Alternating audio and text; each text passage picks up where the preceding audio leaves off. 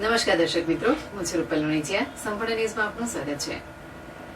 બનાસકાંઠાના ડીસામાં શનિવારે ફરી અખાદ્ય ચીજવસ્તુનું વેચાણ કરતા વેપારીને ત્યાં આરોગ્ય વિભાગ અને નગરપાલિકાની સંયુક્ત ટીમો દ્વારા તપાસ હાથ ધરી હતી, જેમાં અખાદ્ય ચીજવસ્તુઓ મળી આવતા દુકાનદારો અને વેપારીઓ પાસેથી દંડ અને નોટિસ ફટકારી વધુ કાર્યવાહી હાથ ધરી હતી. શહેરમાં રોગચાળો ન ફેલાય તે હેતુથી તેમજ અખાદ્ય ઠંડા પીણા સહિતની ચીજવસ્તુઓના વેચાણના કારણે લોકો બીમારીમાં ન સપડાય તેની તકેદારીના ભાગરૂપે ડીસા નગરપાલિકા આરોગ્ય વિભાગે પોલીસની સાથે રાખી સંયુક્ત રીતે અલગ અલગ 11 વોર્ડમાં 11 ટીમો બનાવી અખાદ્ય ચીજવસ્તુઓ વેચતા સ્થળો પર તપાસ શરૂ કરી હતી.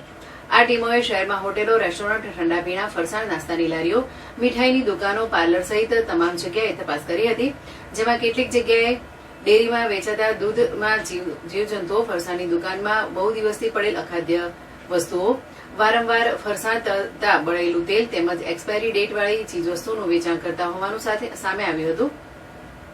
આરોગ્ય વિભાગની આજે તપાસ દરમિયાન મોટાભાગની દુકાનોમાં લાયસન્સ પણ જોવા મળ્યા ન હતા, જેથી અખાદ્ય ચીજવસ્તુઓનું વેચાણ કરતા વેપારીઓને તંત્રની ટીમોએ ₹500 થી 5,000 રૂપિયા સુધીનો દંડ ફટકાર્યો છે.